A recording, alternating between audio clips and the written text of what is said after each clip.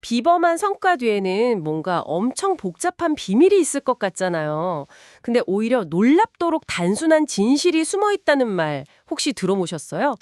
예전에 그 영화 굿바이 뉴욕, 굿바이 사랑에서 컬리가 인생 성공 비결은 딱 단 하나라고 했던 것처럼요.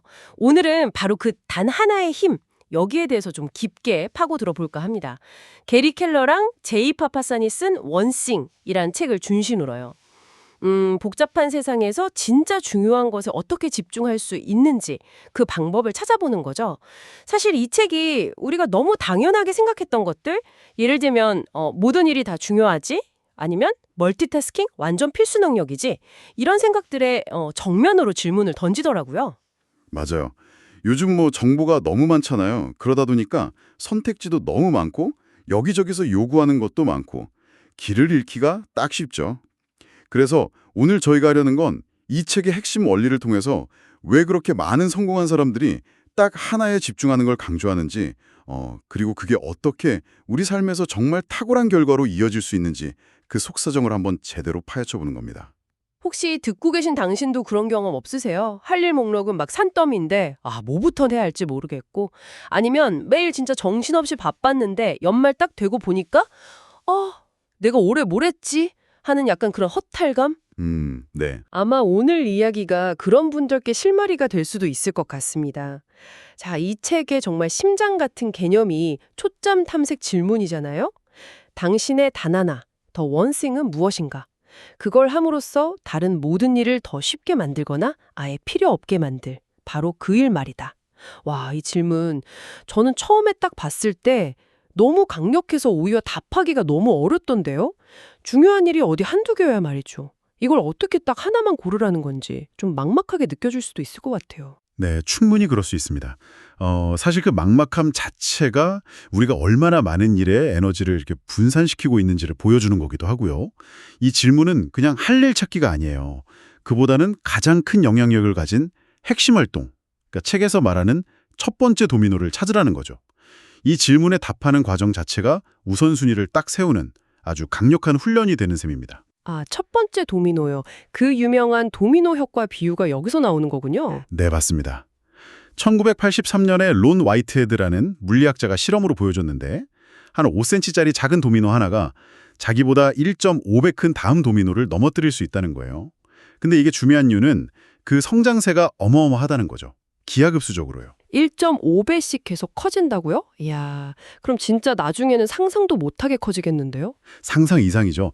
처음에는 뭐 별거 아닌 것 같아도 계산을 해보면 20개 좀 넘어가면 에펠탑보다 커지고요. 30개쯤 되면 에베레스트 산 높이를 그냥 훌쩍 넘어요. 이론상이긴 하지만 57번째는 지구에서 달까지 닿을 정도라고 하니까요.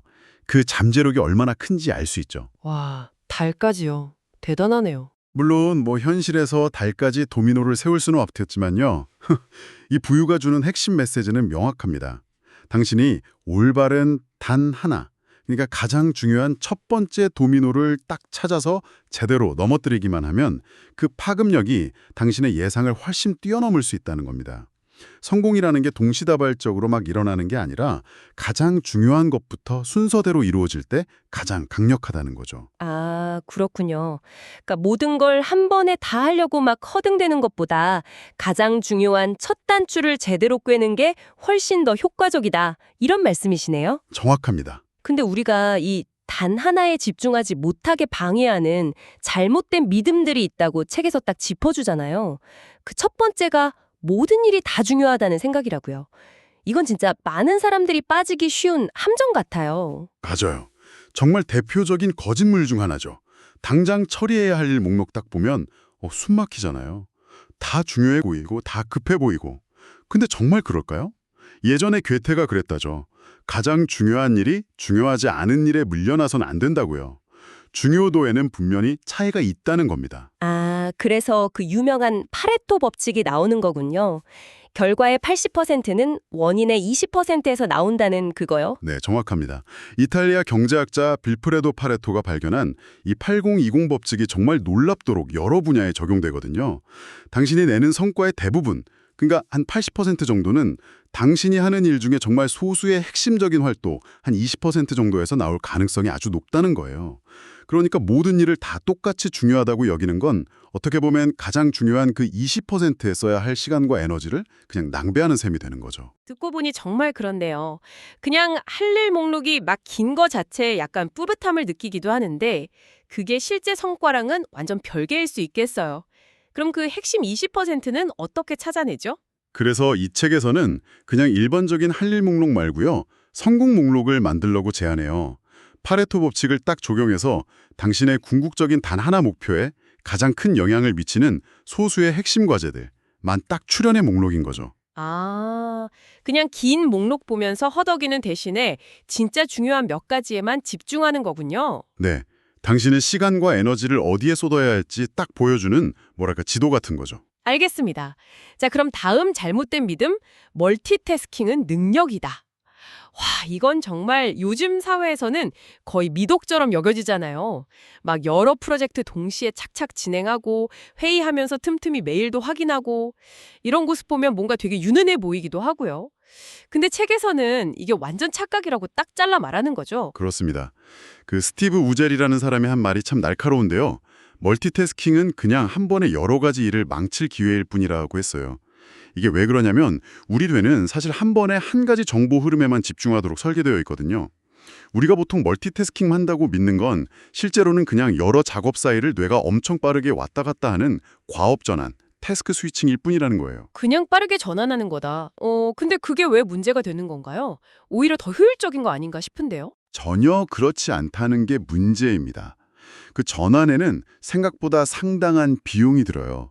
스탠퍼드 대학 연구를 보면 만성적으로 멀티태스킹을 하는 사람들은 오히려 관련 없는 정보를 걸러내거나 작업 기억을 관리하거나 심지어 과업을 전환하는 능력 자체가 더 떨어진다는 결과가 나왔어요. 네, 오히려 능력이 떨어진다고요?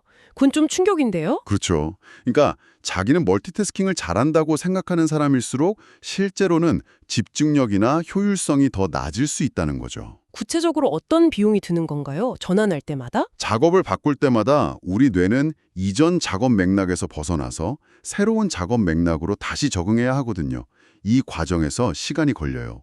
연구에 따르면 이게 하루 업무 시간의 평균 28%까지 낭비될 수 있다고 해요. 28%요? 그럼 8시간이라면 거의 2시간 넘게 그냥 전환하는 데 쓴다는 거네요? 네, 그런 셈이죠. 그뿐만 아니라 실수할 확률도 높아지고 스트레스는 더 받고 중요한 의사결정을 내려야 할 때 그 질은 떨어지고요.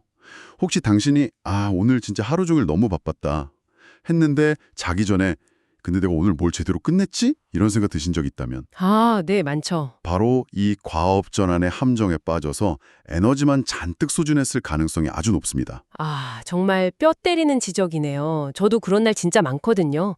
알겠습니다. 그럼 다음 믿음으로 넘어가 보죠. 의지력만 있으면 뭐든 할 수 있다. 이것도 뭐 성공담 같은 데서 되게 자주 나오는 얘기잖아요.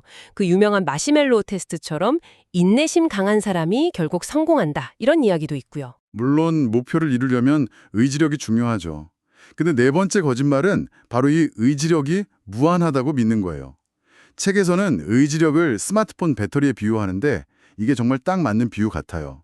의지력은 한정된 자원이라서 쓰면 닳고 결국엔 고갈된다는 거죠. 중요한 결정을 내릴 때, 감정을 꾹 누를 때, 뭔가 유혹을 참을 때, 아니면 새로운 습관을 만들려고 애쓸 때마다 의지력 배터리는 계속 소모되는 겁니다. 어쩐지 아침에는 막 의욕이 넘치는데 오후만 되면 중요한 결정은 자꾸 미루고 싶고 그냥 쉬운 일만 찾게 되더라고요.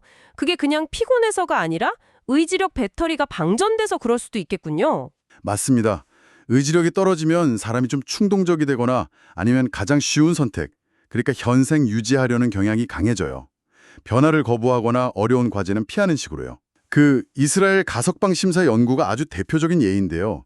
심사위원들이 식사나 휴식 직후에는 가석방 승인율이 65%까지 올라갔다가 시간이 쭉 지나서 다음 휴식 시간이 가까워질수록 승인율이 거의 0%로 뚝 떨어졌어요. 0%요? 와. 네, 의지력이 떨어지니까 복잡한 판단보다는 그냥 가장 안전한 선택, 즉 가석방 불허를 해버린 거죠. 허허, 그럼 진짜 중요한 일은 의지력 빵빵할 때 해야겠네요. 바로 그겁니다. 의지력을 그냥 믿고 막 버티는 게 아니라 이 한정된 자원을 현명하게 관리해야 한다는 거죠. 당신의 단 하나, 그러니까 가장 중요하고 어쩌면 가장 어려운 그 과제는 의지력 배터리가 제일 빵빵할 때 대부분의 사람들에겐 그게 오전이겠죠. 그때 처리하는 게 전략적으로 훨씬 유리합니다. 최고의 에너지를 최고의 과제에 쏟아붓는 거군요. 그렇죠. 그리고 의지력이 좀 떨어지는 오후에는 상대적으로 덜 중요하거나 그냥 루틴한 업무들을 배치하는 식으로 조절하는 거죠. 네, 알겠습니다. 자, 이제 마지막 잘못된 믿음인데요. 일과 삶의 균형이 필요하다. 요즘 워라밸 정말 중요하잖아요. 근데 이 책은 균형 잡힌 삶 자체가 거짓말이라고까지 한다고요. 이건 좀 논란의 여지가 있을 수도 있을 것 같은데요. 네, 꽤 도발적인 주장이죠. 저자의 관점은 이렇습니다. 탁월한 성과를 내려면 필연적으로 어느 한 영역에 엄청난 시간과 에너지를 집중해야 하는 시기가 온다는 거예요. 그렇기 때문에 모든 영역이 항상 50대 50으로 균형을 이루는 상태는 현실적으로 불가능할 뿐 아니라 어쩌면 바람직하지도 않다고 보는 거죠. 모든 걸 적당히 잘하려다 보면 어느 것 하나 제대로 탁월해지기 어렵다는 겁니다. 그럼 뭐 일에 미쳐 살거나 아니면 그냥 성과를 포기하거나 둘 중 하나를 선택하라는 말인가요? 그건 너무 극단적인 것 같은데요? 그건 아닙니다. 균형이라는 말 대신에 중심 잡기라는 개념을 제시해요. 이건 뭐랄까? 계속 완벽한 50대 50 평형 상태를 유지하려는 그런 정적인 개념이 아니고요. 훨씬 역동적인 과정에 가까워요. 시소 타는 걸 생각해 보시면 쉬워요. 당신의 단 하나 목표를 위해서 예를 들어 90%에 집중해야 할 때는 의도적으로 그쪽에 무게를 확 실었다가 그 시기가 지나면 반드시 다른 중요한 영역, 예를 들어 가족이나 건강, 다시 90% 쪽으로 무게중심으로 옮겨서 균형점을 다시 찾아가는 과정이라는 거죠. 그러니까 줄타기처럼 계속 아슬아슬하게 가운데만 지키려고 하는 게 아니라 의식적으로 우선순위에 따라서 한쪽으로 좀 갔다가 다시 반대쪽으로 와서 전체적인 조화를 맞춰 나가는 거군요.